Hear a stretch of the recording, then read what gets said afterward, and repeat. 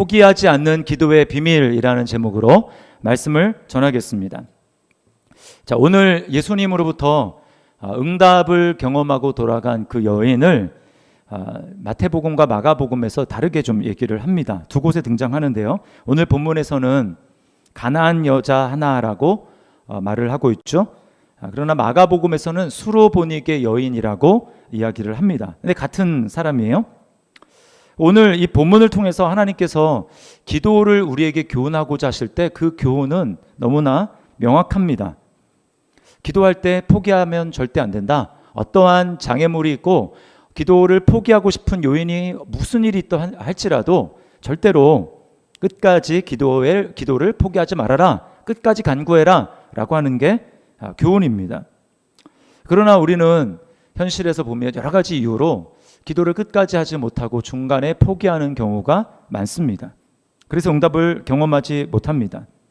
누가복음에 보면 예수님은 불의한 재판관 그리고 과부의 비유를 드십니다. 그 재판관은 어떤 재판관입니까? 하나님을 무시합니다. 하나님을 전혀 두려워하지 않아요. 그리고 사람들을 무시합니다. 그런데 아무 힘이 없는 그 과부가 그 재판관을 매일같이 찾아가서 자신의 억울한 사연을 들어달라고 그렇게 얘기를 하죠. 재판관은 그 들어줄 사람이 아닙니다. 그런데 어느 날 갑자기 생각을 바꾸어서 들어줘야 되겠다고 생각을 합니다. 그 사람이 바뀐 게 아니고 가만히 생각해 보니까 만약에 자기가 들어주지 않으면 이 여자가 매일같이 찾아와서 나를 괴롭게 할 거니까 그래서 자기가 편하자고 들어주는 것입니다. 자, 주님이 그 교훈의 끝에 이렇게 말씀합니다. 불의한 재판관이 하는 말을 들어봐라. 하물며 하나님께서 밤낮 부르짖는 택한 자들의 기도를 듣지 않으시겠느냐. 그들의 억울함을 하나님이 오래 참으시겠느냐라고 말씀을 합니다. 그러면서 뭐라고 하시죠? 기도할 때는 절대로 항상 기도하지만 낙심하면 안 된다. 포기하면 안 된다라고 말씀을 하고 계십니다. 자, 저는 이제 그 누가복음에 있는 과부의 비유를 들었는데 그건 비유에 등장하는 가상적인 인물이죠. 그러나 그 과부가 실제로 살아있다면 아마 이렇게 기도하지 않았을까. 그 실천적인 예가 바로 오늘 본문에 등장하고 있는 가나안 여인입니다. 제가 그 말은 가나안 여인이 과부라는 말씀을 드리는 게 아닙니다. 끝까지 포기하지 않고 기도하는 그 부분에 있어서 이 가나안 여인은 과부를 닮았다는 것입니다.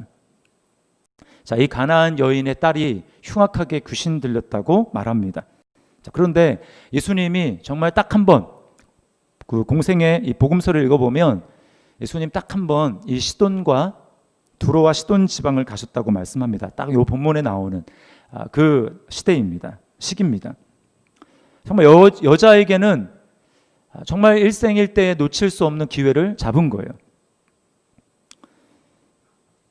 그러나 이 여인의 입장에서는 결코 쉽게 응답을 얻은 것이 아니었습니다. 난관이 굉장히 많았어요. 그렇지만 그 여러 가지 난관을 다 뚫고 결국은 주님으로부터 응답을 받습니다. 28절 우리 읽었지만 우리 다 같이 한번 28절을 같이 한번 읽어보겠습니다. 시작. 이에 예수께서 대답하여 이르시되 여자여 내 믿음이 크도다. 내 소원대로 되리라 하시니 그때로부터 그의 딸이 나으니라. 네, 저는 오늘 여기 있는 필수적인 인원 예배드리는 분들뿐만 아니고 각 가정에서 오늘 예배드리는 분들이 다 주님으로부터 이 음성을 들을 수 있기를 주님의 이름으로 축원합니다. 아무개야 내 믿음이 크도다. 내 소원대로 되리라 라고 하는 그 주님의 음성을 듣고 응답을 다 경험할 수 있기를 바랍니다. 네, 우리는 난관 앞에서 포기하면 안 됩니다. 난관을 뚫고 끝까지 기도해야 되고 끝까지 응답을 쟁취해 내야 하는 것입니다. 여러분, 어떻게 우리는 끝까지 포기하지 않고 기도할 수 있을까요? 제가 세 가지로 말씀을 드리겠습니다. 첫 번째는 간절함입니다. 간절함이 있어야 합니다. 포기하는 사람은 뭔가 간절함이 없기 때문에 그렇습니다. 간절함이 있는 사람은 끝까지 포기하지 않습니다. 이 가나안 여인은 몹시 간절했습니다. 여러분, 간절함은 어디서 나오는 것일까요? 이 일은 절대로 포기할 수 없다. 그리고 이 일은 내 힘으로 절대로 할 수 없다. 이 두 가지 사실을 알게 될 때 우리에게는 간절한 마음이 생기는 것입니다. 여러분, 가난한 여자라고 한번 생각을 해보십시오. 딸이 귀신 들렸다라는 거 포기할 수 있습니까? 포기할 수 없어요. 그리고 이 일이 이 여자의 힘으로 가능한 일입니까? 가능하지 않죠. 이 여자는 매우 간절했습니다. 이 간절함이 어디로 드러납니까? 22절에 보니까 소리 질러라고 이야기를 합니다. 소리를 질렀다고 하는 거예요.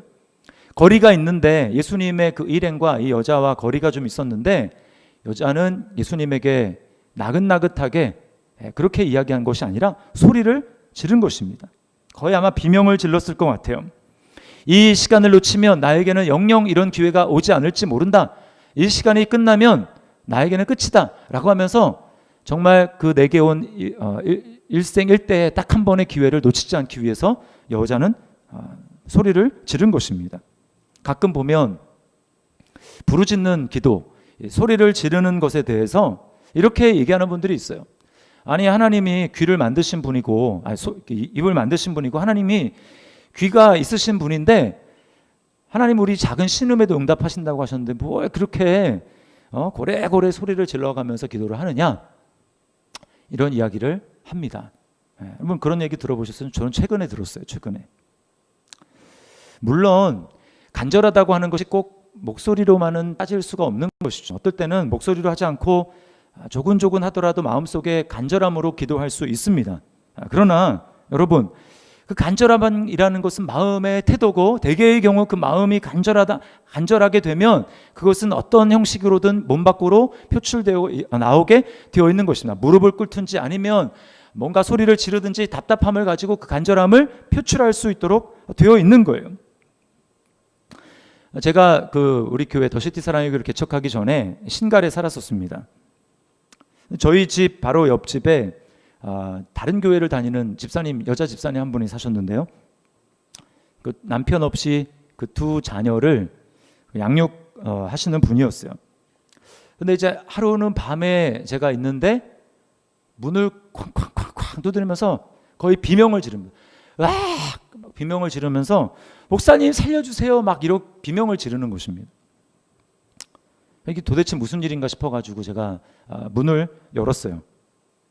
근데 머리가 뭐 다 헝클어져 있고, 그분이 이제 막 살려달라고 그래가지고 제가 들어오시라고, 아내와 같이 있었는데 들어오시라고 그러면서 자초지종을 물어봤습니다. 집사님 왜 그러시냐고. 그랬더니 그분이 이제 하는 얘기가 자기가 막 죽을 것 같다라는 거예요. 막 죽어야 되겠다, 죽고 싶은 생각이 막 몰려오는데 자기가 막 이거를 통제를 할 수가 없다라는 것입니다. 그래가지고 정말 염치불구하고 왔다고 그런 이야기를 하는 거예요. 여러분, 그분이 간절한 마음이 있었을까요? 네, 간절한 마음이 있습니다. 너무나 다급하고 자기 힘으로는 어떻게 할 수 없으니까 와서 막 어떻게라도 제 집 이제 우리가 인사하고 살았기 때문에, 안부 전하고 뭐 이제 그러고 살았기 때문에 목사라는 거 알고 그렇게 막 비명을 지르며 두드린 거예요.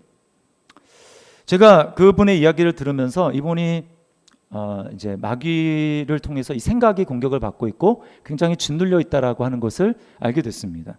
그래서 제가 기도를 하면서 말씀을 가지고 암송하고 또 어두운 영을 대적해서 기도를 했어요. 그분이 간절하니까 아멘 하고 하면서 눈물로 같이 기도를 하셨습니다. 기도가 이제 한참 기도한 다음에, 기도가 끝난 다음에 이제 그분이 평안해져서 돌아가셨어요. 그 이후로는 이제 다시는 그런 일이 없었습니다. 나중에 들어보니까 이제 그분이 권사님이 되셨다고 합니다. 여러분, 오늘 물론 조금 다른 경우이긴 하지만 이 가나안 여인에게는 간절함이 뭐냐? 이 딸의 문제 아닙니까? 딸이 흉악하게 귀신 들렸다. 여러분, 딸이 맨날 그 귀신 들려가지고 괴로워하는 모습을 부모로서 보는 것 얼마나 비참하고 괴로웠겠습니까? 부모에게 있어서 자식의 문제만큼 자식의 고통스러워하고 괴로워하는 것보다 더 고통스러운 일이 없습니다. 차라리 내가 그 문제를 대신해 줄 수 있다면 좋겠다, 이런 마음을 가지는 것이죠. 이유 없이 딸이 시름시름 아픕니다. 때로는 자학하고 자해를 합니다. 인격이 망가지고 파괴되어 갑니다. 그러니까 날마다 마음이 무너지는 것입니다. 근데 방법이 없어요. 아마 이 여인이 뭐 다른 방법 다 해보지 않았겠습니까? 제가 뭐 그 가나안 지역의 문화를 잘 알지는 못하지만 뭐 대대로 이제 뭐 어느 지역이든 접신해서 하는 무당들이 있지 않습니까? 주술사 무당. 아마 큰 돈을 주고 그런 무당들 찾아가 봤을 거예요. 귀신을 내쫓기 위해서. 큰 돈을 많이 써봤자 고칠 수가 없었습니다. 자, 그러던 중에 이 여인이 예수님에 대한 소문을 들었던 거예요. 또 그 주님이 자기 지방에 오신다라는 거, 어떻게 비밀스럽게 주님이 가셨는데 어떻게 이 여인이 알았는지는 모르겠지만 알고 반응한 것입니다. 여인이 무슨 얘기를 들었을까요? 예수라고 하는 놀라운 하나님의 사람이 있는데 그는 못 고치는 질병이 없다고 하더라. 죽은 사람도 살린다고 하더라. 더 중요한 것, 이 여인에게 꼭 필요한 것, 귀신도 내쫓는 권능을 가지고 있다고 하더라. 이 소식이 그 여인의 귀에 들어간 거예요. 여인의 마음에는 갈망이 점점 커집니다. 꼭 그분을 만나야 되겠다라는 그런 생각을 하게 됩니다. 여러분, 여기에 바로 이 여인이 전체를 건 것입니다. 자신의 전부를 건 거예요. 간절함을 가지고 주님 앞에 나온 것입니다. 간절함은 바로 이런 거예요. 거기에 전부, 내 마음의 전부를 거는 것입니다. 거기에 응답의 역사가 있는 거예요. 하나님은 우리의 마음을 반만 하나님 앞에 드릴 때 간절함이 없는 기도에 하나님은 응답하지 않으십니다. 하나님은 우리의 마음을 다 드려서 내가 주님 아니고는 소망이 없습니다. 주님만이 나의 생명이 되시고 주님만이 이 절박한 문제에서 나를 해결할 수 있습니다. 라고 하는 이 마음을 가지고 하나님 앞에 나오는 사람, 간절한 자의 기도에 응답하세요. 잠언 8장 17절 말씀 이렇게 이야기합니다. 나를 사랑하는 자들이 나의 사랑을 입으며 나를 간절히 찾는 자가 나를 만날 것이니라. 간절히 주님을 찾는 자, 간절히 주님을 찾는 것, 이거를 다른 말로 표현하면 전심으로 주님을 찾는 것입니다. 예수님이 그렇게 기도하셨어요. 겟세마네 동산에서 주님의 기도에 대해서 누가복음 22장 44절에 이렇게 누가가 기록하고 있습니다. 예수께서 힘쓰고 애써 더욱 간절히 기도하시니 땀이 땅에 떨어지는 빗방울같이 되더라. 주님이 이렇게 간절한 마음으로 하나님 앞에 기도하셨다는 것입니다. 여러분, 우리의 기도의 태도를 한번 점검해 봤으면 좋겠습니다. 내 기도에는 정말 간절함이 있습니까?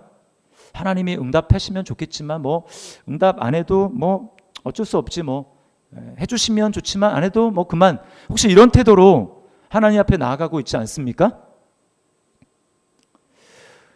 우리는 기도에 대해서 이런저런 핑계를 댑니다. 무릎을 꿇는 무릎으로 사는 그리스도인 그 책에 보면 기도에 대한 많은 핑계가 있죠. 저에게는 기도할 만한 공간이 없습니다. 단칸방에 여러 식구들이 살고 있습니다. 기도할 공간이 없어요. 또 기도할 만한 여유가 없습니다. 하루 종일 아이들과 붙어 있으면서 밥 해주고 또 설거지하고 뭐 집안일하고 하다 보면, 그거 다 하다 보면 기도할 생각 까먹습니다. 여력이 없습니다. 시간도 없습니다. 또 하루 종일 회사에서 이 일 저 일 집중해서 그 일 막 하다 보고 그렇게 퇴근하다 보면 기도하려는 여력이 저에게 남아있지 않습니다. 이렇게 여러분 이야기할 수 있을 것입니다. 여러분 정말 물론 이해는 합니다만 정말 그것이 기도할 수 없는 이유가 될까요? 정말 그것이 문제일까요? 저는 그렇지 않다고 생각을 합니다. 그것은 내게 기도에 대한 열망, 기도에 대한 간절함이 그만큼 부족하기 때문에 그런 것입니다. 여러분, 내가 정말 어떤 문제에 대해서 절박하고 간절한 마음이 있다면, 그런데 그것을 내 힘으로는 할 수 없다라는 그런 생각이 들고 그것을 절대 포기할 수 없다면, 여러분 그래도 나에게는 여력이 없습니다. 나에게는 시간이 없습니다. 이렇게 말하면서 여러분 우리가 기도하지 않겠습니까? 아닐 것입니다. 간절함이 없는 것이 문제인 것입니다. 간절한 마음만 있다면 우리는 그 와중에서라도 어떻게라도 기도할 환경을 만들어서 기도할 것입니다. 짬을 내서 기도할 것입니다.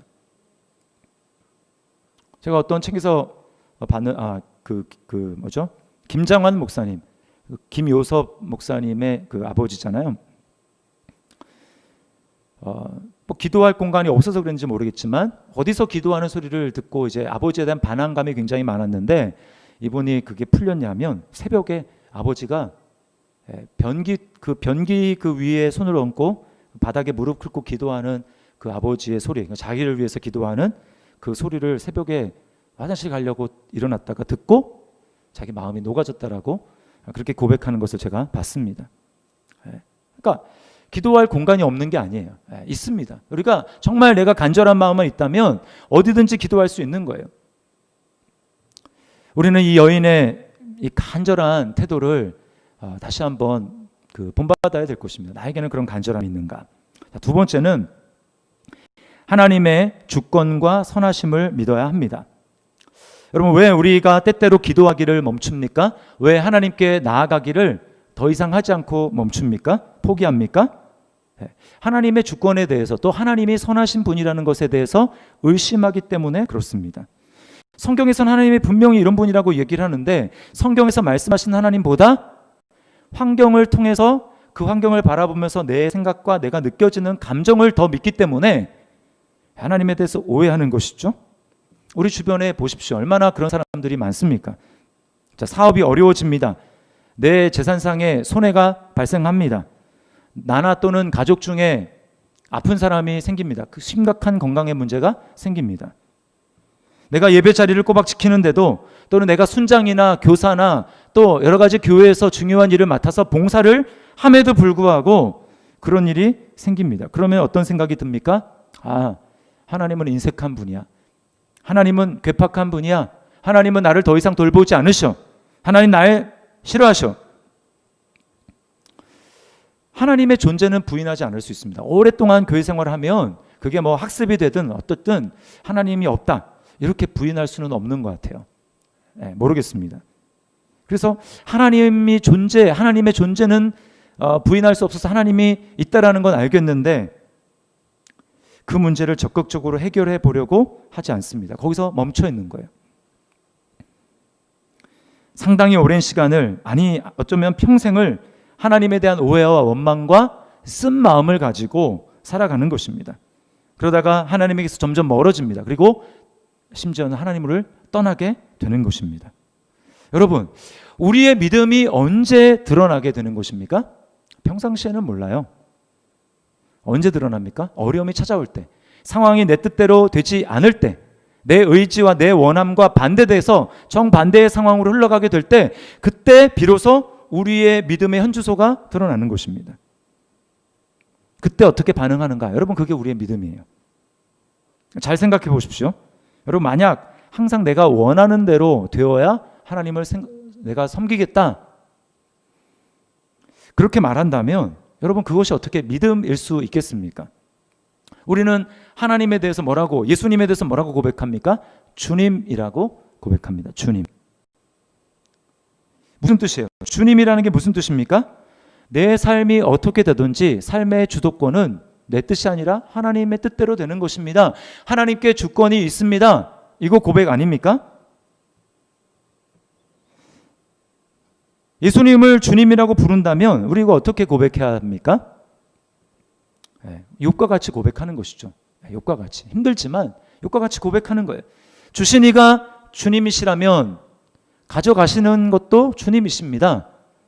이게 믿음의 고백이고, 주님이라는 것을 우리가 인정한다면 내 생각대로 안 돼도 그렇게 고백할 수 있어야죠.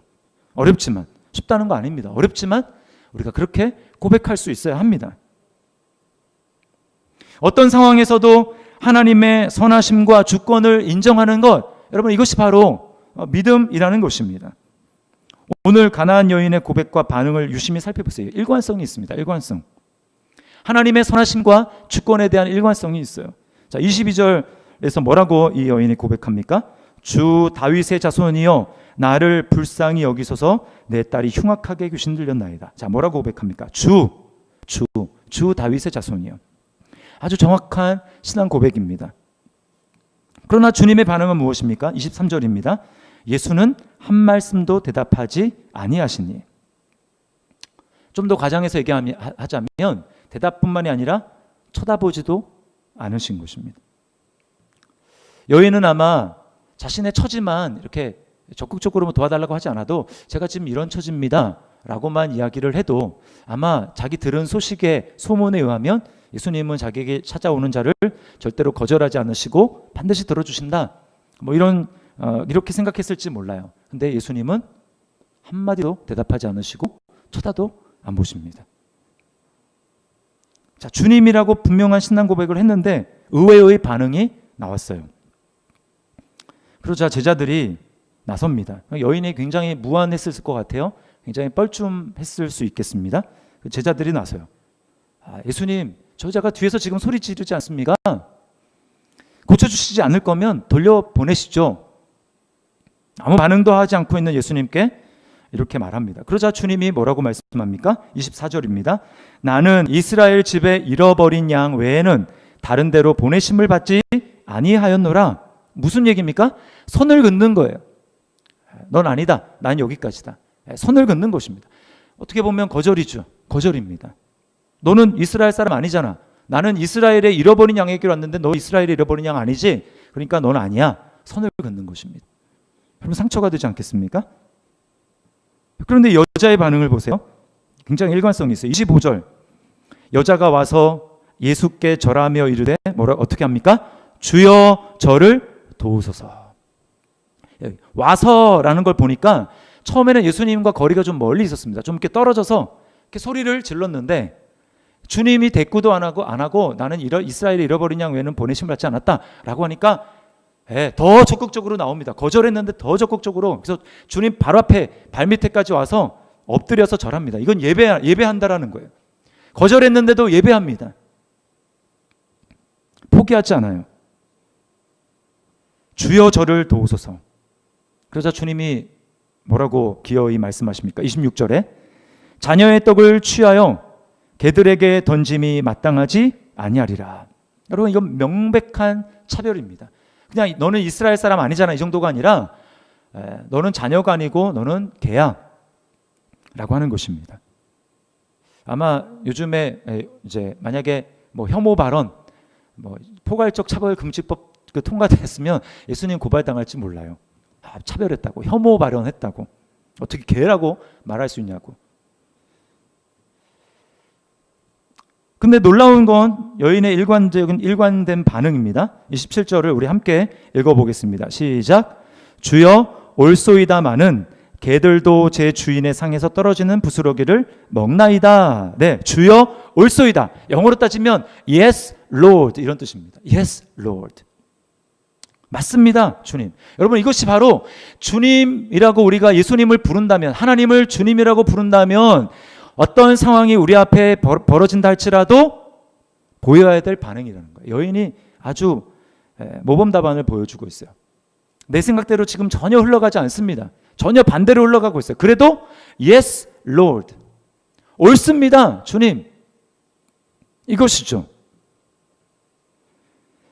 이 여인이 예수님 앞에 주라고 고백하는 것은 입에 발린 소리가 아니었습니다. 정말로 예수님을 주라고 고백한 거예요. 여러분 우리가 자신의 기대와는 다르게 하나님이 반응한다 할지라도, 상황이 그렇게 흘러간다 할지라도 우리가 예수님을 정말 주라고 신앙의 고백을 한다면 우리는 여인과 같이 옳습니다, 주님 이렇게 말해야 됩니다. 하나님, 내가 이해는 안 되지만, 상황이 내가 받아들이긴 좀 버겁지만 그럼에도 불구하고 옳습니다, 주님. 이것이 바로 하나님의 주권을 인정하는 것이고 이것이 하나님의 선하심을 인정하는 것입니다.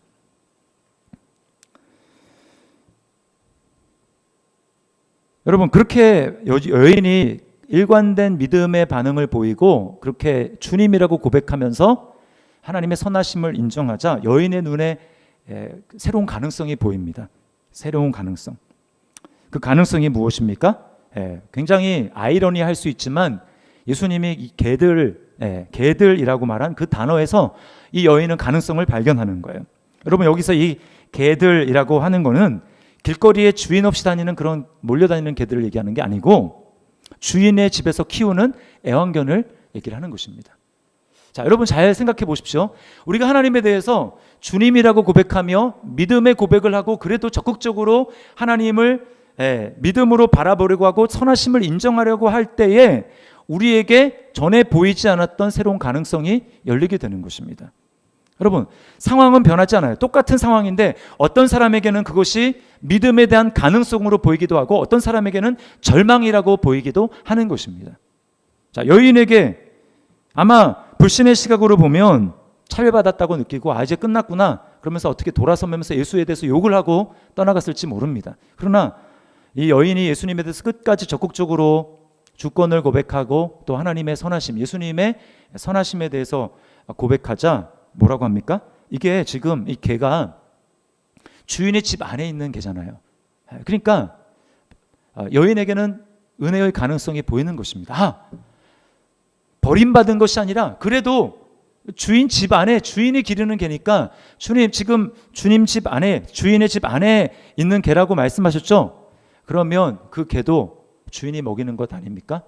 주인과 상관이 있는 것 아닙니까? 자녀들을 1차적으로 떡을 주지만 결국 그 집의 개들도 결국은 주인의 음식을 먹는 것 아닙니까? 주님과 나는 상관없는 것이 아니라 상관이 있습니다 라고 하는 이 은혜를 발견하게 된 것입니다.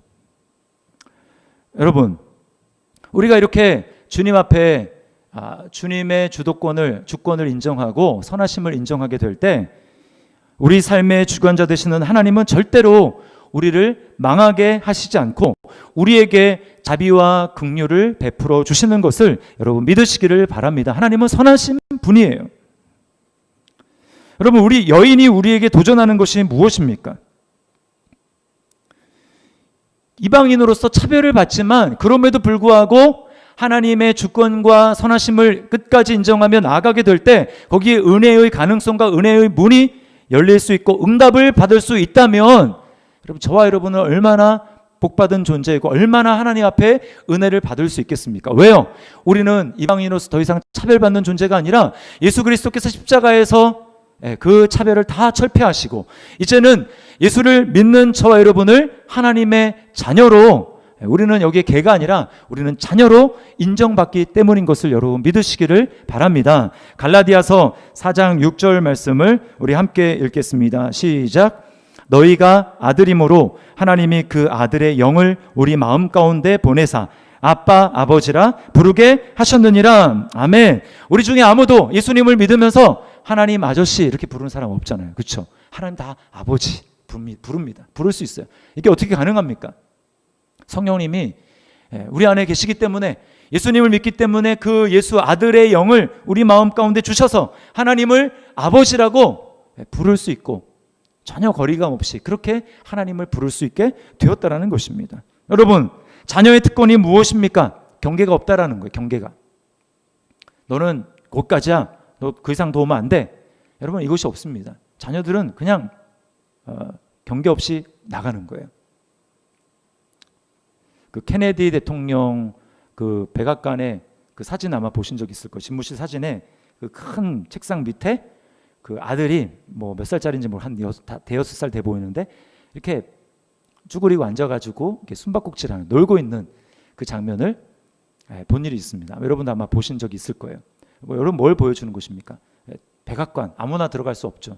집무실 더군다나 뭐 비서실장이나 일이 있을 때만 그렇게 들어가는 곳 아닙니까? 그런데 경계가 없어요. 아들이니까 아버지가 뭐 직무를 하든 뭘 하든 그 책상 밑이든 다 들어갈 수 있는 것입니다. 이게 바로 자녀의 특권인 거예요. 담대히 하나님께 나아가서 원하는 것을 아뢰며 우리의 소원을 하나님 앞에 아뢰며 간구할 수 있는 그 특권을 하나님이 저와 여러분에게 주신 것입니다. 그러므로 우리가 예수님 안에서 하나님의 자녀가 되었다는, 하나님을 아빠 아버지라고 부를 수 있는 이 특권을 우리가 정말 믿는다면 우리는 담대하게 나아가야 돼요. 뻔뻔하게. 하나님이 나 같은 사람의 기도를 들어주실까? 내가 요즘에 정말 잘 못 살았는데, 내 요즘 그 경건이 영성이 형편없는데 상관이 없어요. 뭐 잘못하면 고백하면 되는 것이고, 그러면 곧바로 회복이 되어서 하나님 앞에 나아갈 수 있는 하나님의 응답을 주시는 놀라운 특권을 우리가 경험하게 되는 것입니다. 은혜의 보좌 앞에 담대히 나아갈지니라. 이것이 하나님이 저와 여러분 자녀들을 향한 하나님의 초청인 거예요. 담대히 나아갈 것이니라. 자, 마지막 세 번째는 그러므로 우리 말씀을 통해서 하나님의 성품을 알아가야 합니다. 여러분, 좀 궁금하지 않습니까? 여인은 도대체 이스라엘 중에도 이런 믿음을 찾기가 어려운데 어떻게 이방인인 이 여인이 예수님에 대해서 이런 믿음을 갖게 되었을까?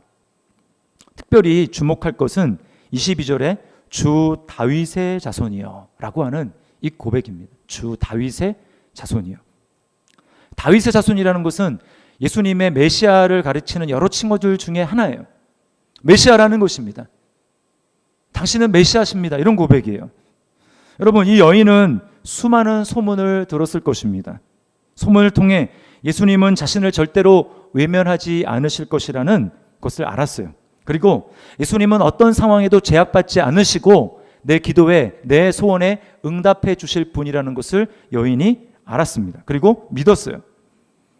그래서 주님 앞에 나온 것입니다.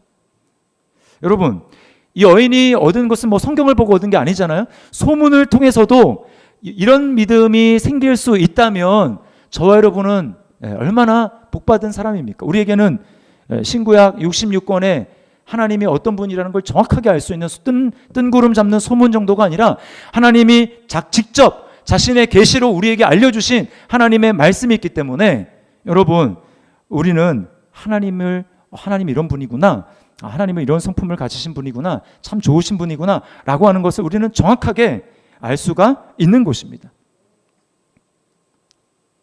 우리는 창세기부터 쭉 하나님을 읽으면서 하나님은 무에서 유를 창조하신 창조주시구나. 하나님 한번 약속하시면 그 약속을 반드시 수천 년이 지나더라도 반드시 이루시는, 약속을 성취하시는 신실하신 분이구나. 그것을 아는 것입니다.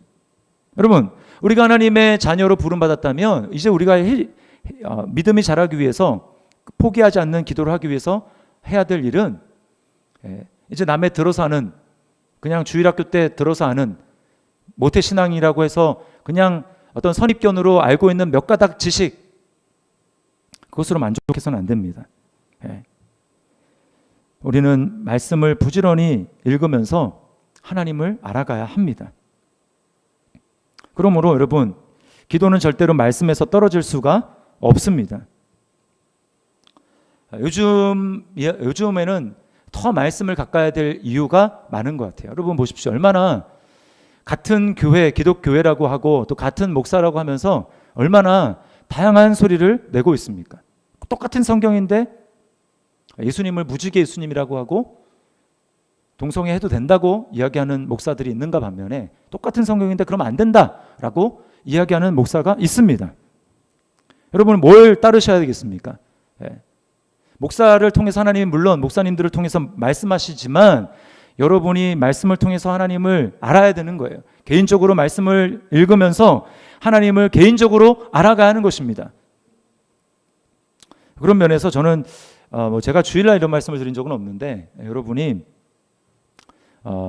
이렇게 좋은 그런 주석 성경을 이렇게 갖는 게 좋은 것 같아요. 하나 정도는 주석 성경을 가질 필요가 있습니다. 그리고 성경 사전 같은 것도 하나 정도는 비치를 해서 여러분이 말씀을 연구하면서 이해가 되지 않으면 좀 찾아보고 건전한 견해는 무엇인지 말씀을 스스로 연구할 필요가 있다라는 것입니다.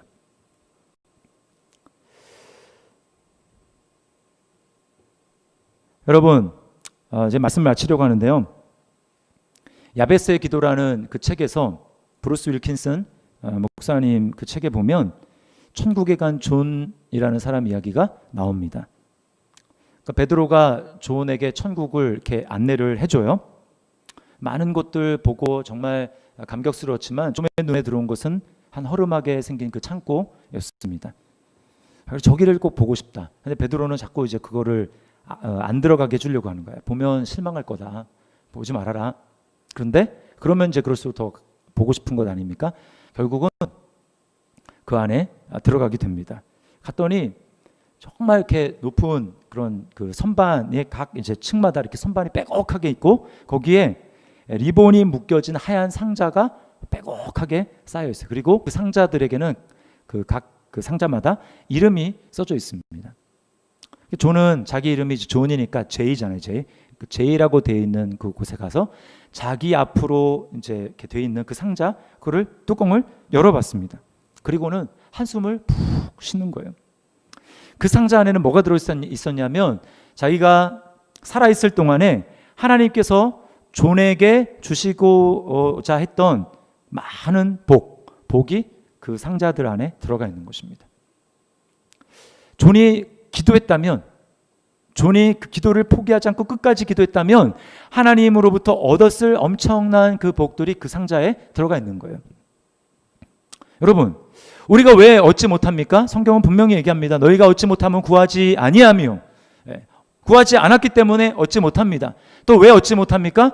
끝까지 기도하고 포기하지 않아야 하는데 중간에 포기하다 보니까, 기도한다라는 건 무엇입니까? 하나님과 이렇게 딱 접속해 있는 거거든요. 신호가 통하는 것입니다. 그래서 딱 무릎을 꿇고 내가 기도해야지 라고 딱 하면, 물론 하나님 다 알고 계시지만 신호가 딱 가는 거예요. 천국에. 그럼 하나님이 천사를 보냅니다. 야, 저기 어딘가에서 신호가 온다. 누군가 나를 찾는다. 저기에게 응답을 주어라. 근데 이제 응답을 딱 주려고 이제 출발하는데, 기도를 이제 그만두는 거예요. 신호가 끊겨버리는 것이죠. 제가 예를 든 것입니다. 오늘 여인을 보십시오. 여인이 응답받은 것은 중간에 많은 난관들이 있었어요. 하나님에 대해서 오해하고 돌아설 많은 그런 난관들이 있었음에도 불구하고 끝까지 포기하지 않고 기도합니다. 응답을 경험합니다. 우리가 어떻게 포기하지 않고 마침내 이 여인과 같이 아무개야 내 믿음이 크도다, 내 소원대로 되리라, 이런 주님으로부터 응답의 메시지를 받을 수 있습니까? 제가 말씀드렸죠. 간절한 마음. 절대 포기할 수 없고 이거 내 힘으로는 절대 안 됩니다 라고 하는 그 마음을 가지고 하나님 앞에 나아가는 이 간절함이 있어야 합니다. 두 번째는 무엇입니까? 하나님의 주권과 선하심을 믿어야 합니다. 아무리 환경이 내 생각대로 안 된다 할지라도 하나님의 주권과 하나님의 선하심을 인정하고 믿어야 합니다. 하나님은 자비와 긍휼을 베풀어 주시는 분이에요. 어떤 상황에도 우리는 주님 옳습니다. 주님이 말씀하신 것이 옳습니다. 제가 주님 말씀에 따라 바꾸겠습니다. 그렇게 이야기를 해야 합니다. 마귀는 거꾸로 하는 거예요. 자, 봐라. 환경을 보고 그 환경에서 내 생각대로 환경이 되지 않는 것을 보면 하나님은 너를 사랑하지 않는다. 그건 마귀의 유혹입니다. 여러분, 그것을 물리쳐야 돼요. 세 번째는 무엇입니까? 들은 것에 의해서가 아니라 하나님의 말씀에 의해서 우리는 하나님을 알아가야 하는 것입니다. 이렇게 여러분, 하나님께 기도함으로 말미암아 절대 포기하지 않고 하나님 앞에 기도함으로 응답을 경험할 수 있는 하나님이 주시고자 하는 그 선물을 반드시 천국에 그냥 기도했으면, 끝까지 기도했으면 내가 받았을 텐데 쌓여있는 그 상급이 아니라 우리가 끝까지 기도함으로 이 세상에서, 현실에서 하나님의 놀라운 응답을 경험하고, 그래서 선하신 하나님을 더 크게 감사하고 찬양하고 간증하는 우리 저와 여러분의 삶이 될 수 있기를 주님의 이름으로 축복합니다. 우리 이 시간 말씀을 기억하면서 우리 하나님 앞에 찬양하도록 하겠습니다. 반드시 내가 너를 축복하리라, 반드시 내가 너를 들었으리라. 우리 찬양 하나님 앞에 찬양을 드리도록 하겠습니다.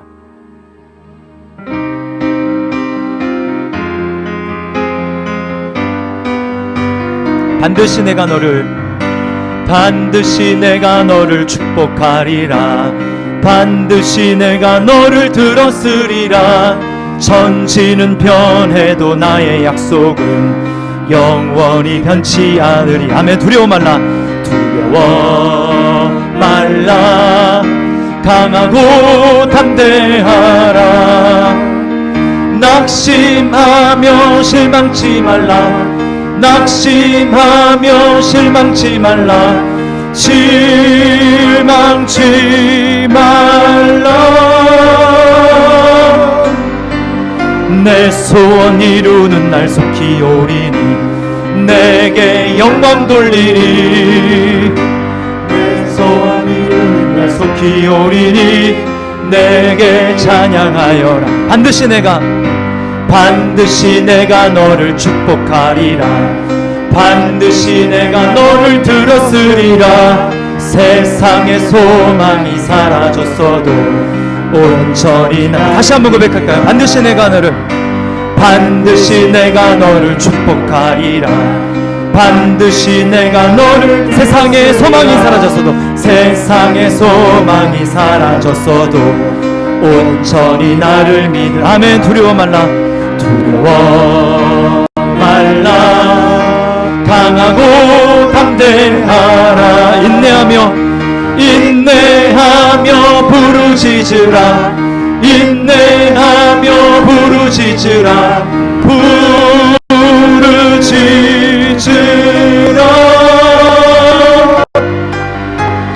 내 소원 이루는 날 속히 오리니 내게 영광 돌리리 영광의 영광 그날이 속히 오리니 내게 찬양하여라. 아멘. 우리 아무것도 두려워하지 말라. 우리 찬양 하나 더 드리겠습니다.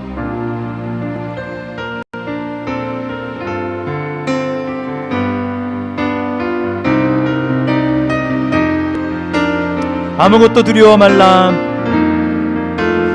아무것도 두려워 말라 주 나의 하나님이 지켜주시 놀라지 마라 겁내지 마라 주님 나를 지켜주시 다시 한번 아무것도 두려워 말라 아무것도 두려워 말라 주 나의 하나님이 지켜주시네 놀라지 마라 겁내지 마라 주님 나를 지켜주시네 내 맘이 힘이 겨워 내 맘이 힘에 겨워 지칠지라도 주님 나를 지켜주시네 아멘. 그렇습니다. 세상의 험한 풍파 몰아칠 때도 주님 나를 지켜주시네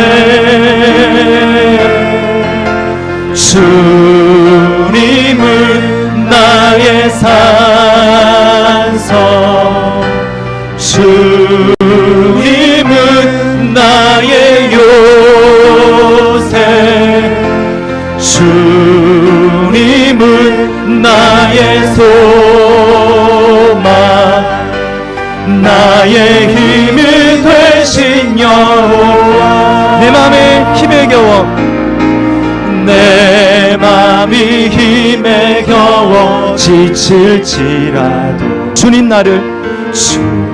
나를 지켜주시네 아멘. 그렇습니다.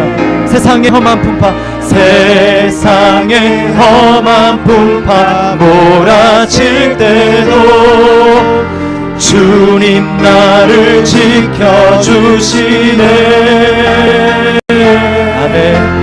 주님은 나의 산성 주님은 나의 요새 주님은 나의 소망 나의 힘이 되신 주님은 나의 산성 되십니다 주님은 나의 산성 주님은 나의 요새 주님은 나의 소망 나의 힘이 다시 한번 전심으로 믿음으로 고백합니다. 주님은 나의 산성 주님은 나의 산성 주님은 나의 요새 주님은